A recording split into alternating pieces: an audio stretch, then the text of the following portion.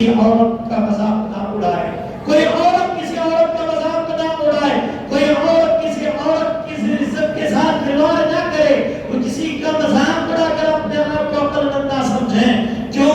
کیونکہ اللہ رب العالمین نے فرمایا کیا ایکن خیر من، ہو سکتا ہے کہ جس کا تم مذاق اڑا رہے ہو، جس کے تم مزے لے رہے ہو، وہ تم سے بہتر ہو، تم سے افضل ہو۔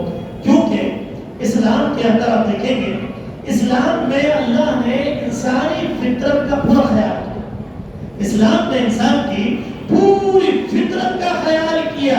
جہاں زہد و تقویٰ کا حکم دیا گیا، جہاں خشیت الہی کا حکم دیا گیا، جہاں نیک کاموں کی طرف ترغیب دلائی گئی، جہاں پر دل و دماغ کو فرحت بخشنے کے لیے، خوش رہنے کے لیے اور دوسروں کو خوش کرنے کی تعلیم دی گئی، یہ تمام تعلیمات کے ساتھ ساتھ ہنسی مذاق کرنے کا بھی حکم ہے۔ ہنسی مذاق کرنا بھی ایک سنت عمل ہے، اگر کوئی شخص حدود میں رہتے ہوئے کرے۔ اسی لیے کیا کہتے ہیں کہ مذاق کرنا الگ چیز ہے، اور انسان جو ہے مذاق کے ذریعے سے بے عزت کرے وہ الگ چیز ہے۔ مذاق کا کرنا اللہ کے نبی صلی اللہ علیہ وسلم سے ثابت ہے۔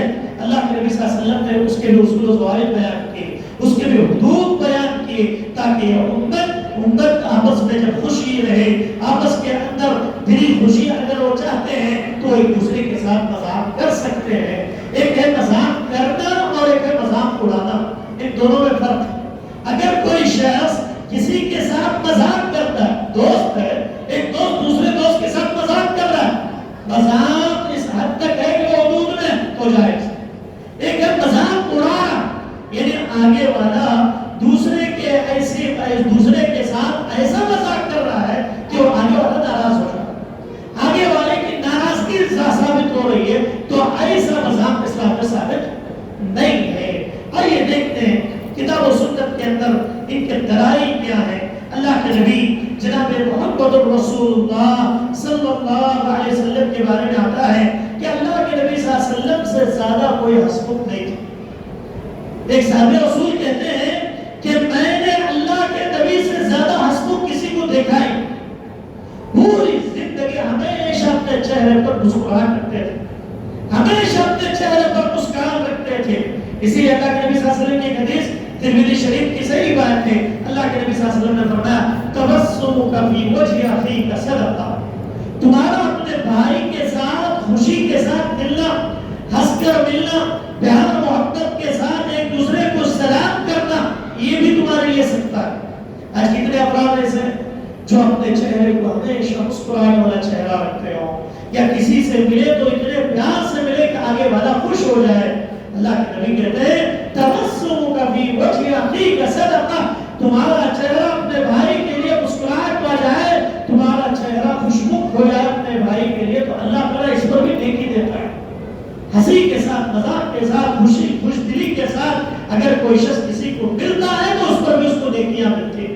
دیکھیے اسلام نے کیسی تعلیمات دی ہے۔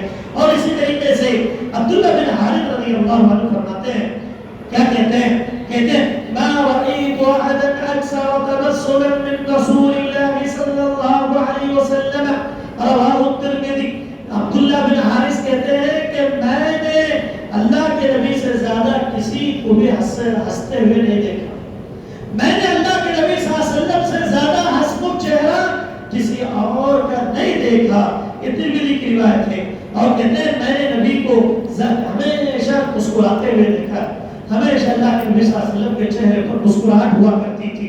پھر آگے حضرت جریر بن عبداللہ کہتے ہیں کہ ما عجبنی النبی صلی اللہ علیہ وسلم منذ اسلمت ولا ارانی الا تبسم فی وجہی، رواہ البخاری۔ کہتے ہیں کہ اسلام لانے کے بعد سے آپ صلی اللہ علیہ وسلم نے مجھے اپنے پاس آنے سے کبھی نہیں روکا، اور جب بھی نظر پڑی اللہ کے نبی کا چہرہ مسکراتا ہوا دیکھا۔